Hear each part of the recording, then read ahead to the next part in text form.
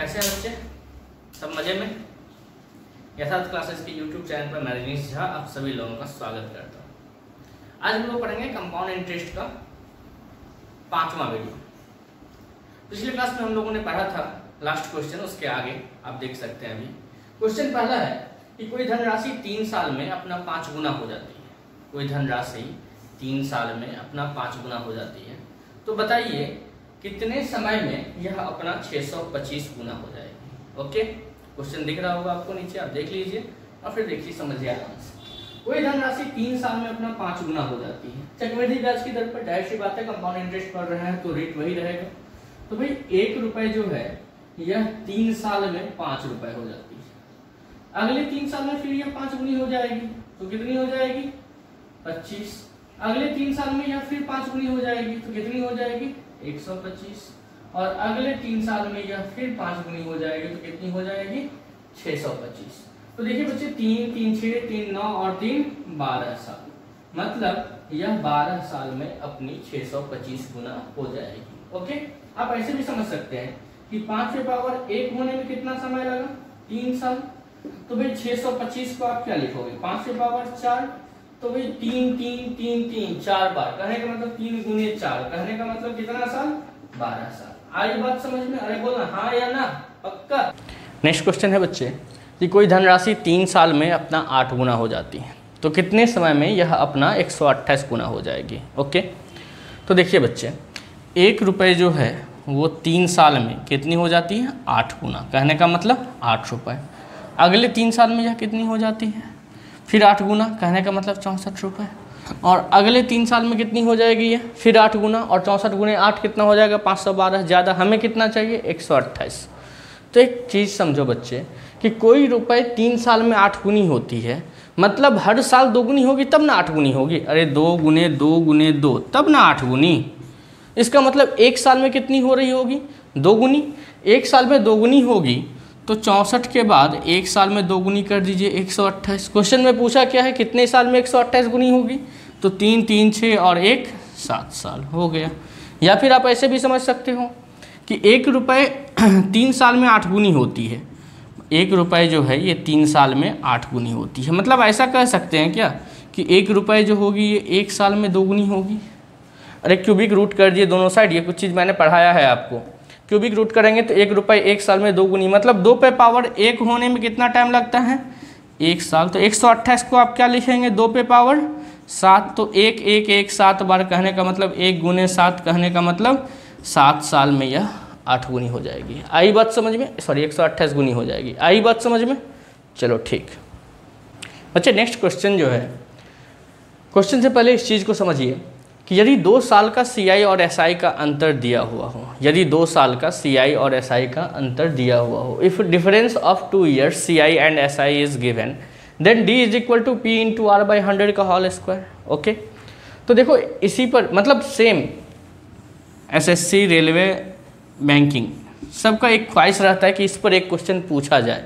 मतलब आप देखोगे कि एकदम सिंपल क्वेश्चन रहेगा और इसी पर रहेगा, और आप पुट कीजिए तुरंत आंसर आ जाएगा। और ये आता कहाँ से है? जैसे आपने देखा होगा P था, P का R/100 यहाँ करते हैं, यहाँ भी R/100 करते हैं, और इसका R/100 करते हैं, तो R/100 इंटू R/100, कहने का मतलब R/100 का स्क्वायर। अब देखो कि 2 साल का CI और SI का अंतर निकालना हो, मतलब ये पूछ रहा है, तो ये किसका? प्रिंसिपल का, तो इसीलिए D is equal to principal का R/100 का होल स्क्वायर। ओके, अब देखो इसी पर मैंने एक क्वेश्चन पूछा है कि प्रिंसिपल यदि 5000 रुपये हो, डिफरेंस 72 रुपये हो, टाइम 2 साल हो, मतलब 2 साल का CI और SI का डिफरेंस 72 दे रखा है, तो पूछ रहा है बताइए रेट क्या है। तो रेट पूछ रहा है तो सिंपल इस पर पुट कर दीजिए। डिफरेंस 72 है, प्रिंसिपल 5 है, रेट मालूम नहीं है, पूछा है, और यहाँ नीचे में 100 इंटू 100 कर दीजिए। 00 00 50 गुने 2 R square is equal to 144, और रेट इज इक्वल टू 12%। बस इतने में आपका क्वेश्चन बन गया। आई बात समझ में? ओके, हाँ, तो नेक्स्ट क्वेश्चन देखें बच्चे। अभी मैंने बताया था आपको कि यदि 2 साल का CI और SI का अंतर दिया हुआ रहे। अब नेक्स्ट क्वेश्चन है, यदि 3 साल का CI और SI का अंतर दिया हुआ रहे, तो एक पॉइंट नोट कर लीजिए कि यदि 3 साल का CI और SI का अंतर दिया हुआ रहे, तो D is equal to PR² into 300 plus R by 100 का cube. Okay, d is equal to P R square into 300 plus R by 100 का cube. p for principal, r for rate, और ये d फॉर डिफरेंस, और नीचे 100 का cube है। Okay, इसी पर मैंने एक क्वेश्चन भी पूछा है, यदि डिफरेंस 806 रुपये दे रखा है, टाइम 3 साल दे रखा है, डिफरेंस किसका, तो CI और SI का, कितने साल का, तो 3 साल का, रेट 10% दे रखा है, तो पूछा बताइए प्रिंसिपल क्या होगा। ओके, तो आप देखो कि प्रिंसिपल फाइंड करना है हमें, डिफरेंस कितना दे रखा है 806 इज इक्वल टू, प्रिंसिपल तो पता नहीं है, रेट पता है कितना है 10, तो 10 का स्क्वायर 100 भी लिख सकते हैं, या फिर 10 गुने 10 लिख लीजिए, और ये 300 प्लस 10 कितना हो गया 310 बाय 100 का क्यूब, मतलब 3 बार 100, यही ना। ओके, अब देखो 1 2 3 0 1 2 3 0 31 से 26 बार में 806 कट जाएगा, तो P इज इक्वल टू 26 ऊपर और नीचे 1000, तो 26,000 यही हो गया आंसर। तो यही रहा आपका प्रिंसिपल। आई बात समझ में? चलो ठीक है, नेक्स्ट हम लोग देखते हैं इंस्टॉलमेंट। बच्चे हम लोग स्टार्ट करते हैं अब इंस्टॉलमेंट। ओके,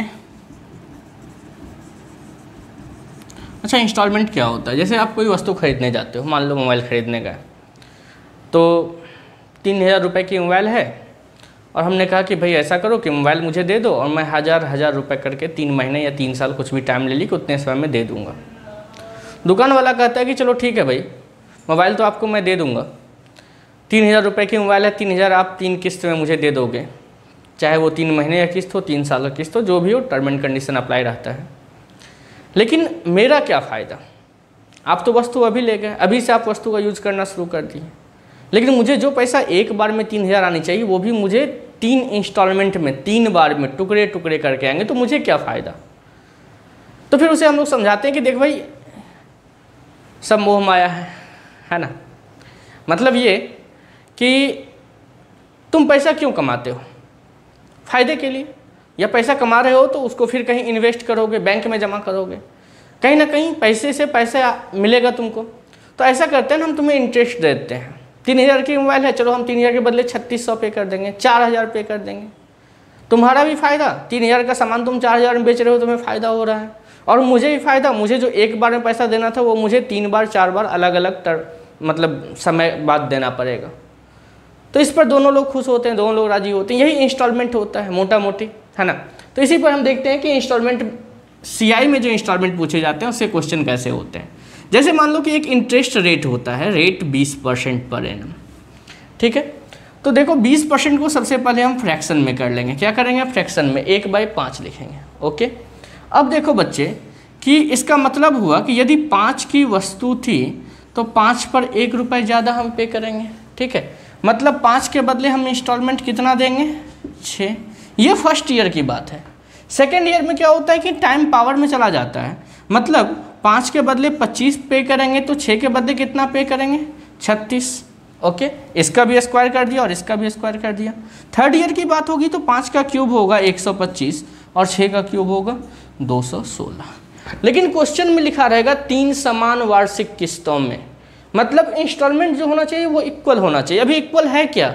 नहीं है, तो इक्वल कर लेते हैं। 6 को 36 से गुना कर देते हैं तो इसको भी 36 से गुना कर देते हैं, 36 को 6 से तो इसे भी 6 से। अब देखो ये 216, ये 216, ये 216, सारा इंस्टॉलमेंट इक्वल है। अब ये 5 गुने 36 कितना हो गया? 150, सॉरी 100, हाँ ठीक है, 25 गुने 6 कितना हो गया? 150, और ये कितना हो गया? 125। अब ये टोटल जो आया ये प्रिंसिपल हो गया, ये टोटल क्या हो गया? प्रिंसिपल। और प्रत्येक इंस्टॉलमेंट जो आया वो 216। अब क्वेश्चन में 2 काम करता है, या तो वो प्रत्येक इंस्टॉलमेंट की वैल्यू दे रखेगा, या फिर वो वस्तु कितने की है मतलब प्रिंसिपल की वैल्यू दे रखेगा। जो दे रखे उसको उस यूनिट के बराबर कर दीजिए, 1 यूनिट की वैल्यू आ जाएगी, जो पूछा जाएगा आप फाइंड कर लेंगे। जैसे आप क्वेश्चन देखो, इस पर एक आदमी जो एक मोटर बाइक खरीदता है और वादा करता है कि वह 10,800 रुपये के 3 समान वार्षिक किस्तों में पैसा चुका देगा यदि चक्रवृद्धि ब्याज की दर 20% वार्षिक हो तो मोटरसाइकिल की नगद कीमत क्या थी? ओके, तो रेट परसेंट कितना है? 20%। चलो बेकार मिटा दिया, अभी वो यूज हो जाता ना, चलो कोई नहीं। 20% की वैल्यू कितनी हो गई? 1/5। मतलब P अगर 5 है तो हम पे कितना करेंगे? 5 के बदले 6, अगले साल 25 के बदले 36, अगले साल 125 के बदले 216। 3 बराबर किस्तों में कह रहा है, मतलब इसे बराबर कर लीजिए। 6 को 36 से और 36 को 6 से, तो इसे भी 36 से और इसे भी 6 से, तो 5 गुने 36 कितना हो गया 180। 25 गुने 6 कितना हो गया 150, ये 125, टोटल हो गया 455। क्वेश्चन में दे रखा है कि 10,800 रुपये की 3 समान वार्षिक किस्त। एक किस्त कितने का आया हमें 216 का। क्वेश्चन में कितना दे रखा है 10,800, तो एक यूनिट की वैल्यू कितनी आ गई 50।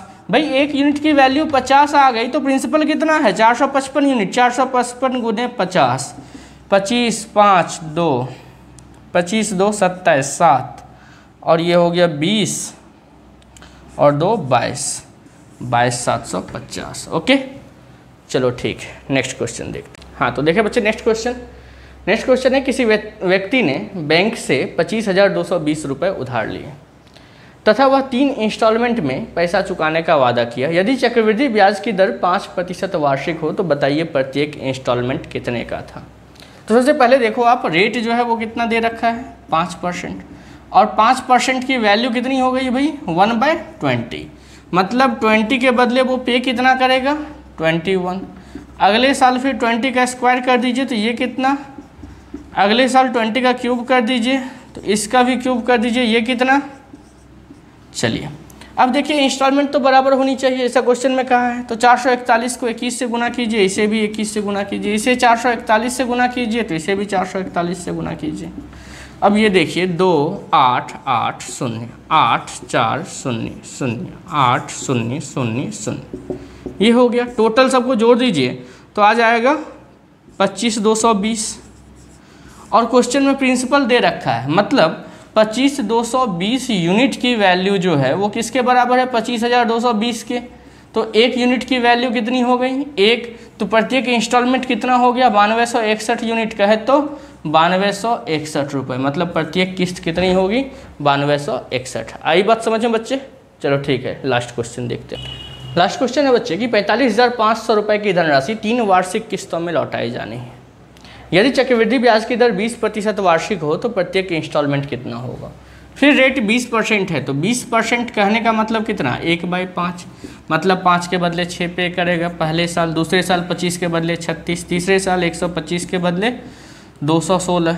इसको 6 से गुना कर दीजिए, इसको भी 6 से, इसको 36 से, तो इसको भी 36 से। 5 गुने 36 कितना हो गया 180, 25 गुने 6 कितना हो गया 150, ये कितना 125, सबको जोड़ दीजिए तो 455 यूनिट।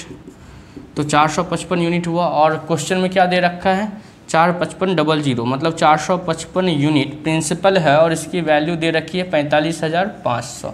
तो एक यूनिट किसके बराबर 100 के बराबर, तो 216 यूनिट किसके बराबर 21,600। तो प्रत्येक इंस्टॉलमेंट कितना हो गया 21,600। इसी क्वेश्चन के साथ बच्चे आपका कंपाउंड इंटरेस्ट खत्म हुआ। ओके, तो यथार्थ क्लासेस का एक टेलीग्राम चैनल है, उसे आप ज्वाइन कर लें, वीडियो पूरा देख लें। फिर हम क्या करेंगे कि कंपाउंड इंटरेस्ट और सिंपल इंटरेस्ट का एक साथ पूरा PDF फाइल भेज देंगे टेलीग्राम ग्रुप में। वहाँ आपके पास एक ही जगह पे सारा क्वेश्चन हो जाएगा, तो आप रिवाइज भी कर सकते हैं और बना भी सकते हैं, बनाने का मन हो तो, है ना। तो आज के लिए इतना ही, बाकी मिलते हैं अगले क्लास में। डिस्क्रिप्शन में यथार्थ क्लासेस का टेलीग्राम चैनल का लिंक दिया रहेगा, उसको ज्वाइन कर लें। बाकी मिलते हैं नेक्स्ट क्लास में, बाय बाय।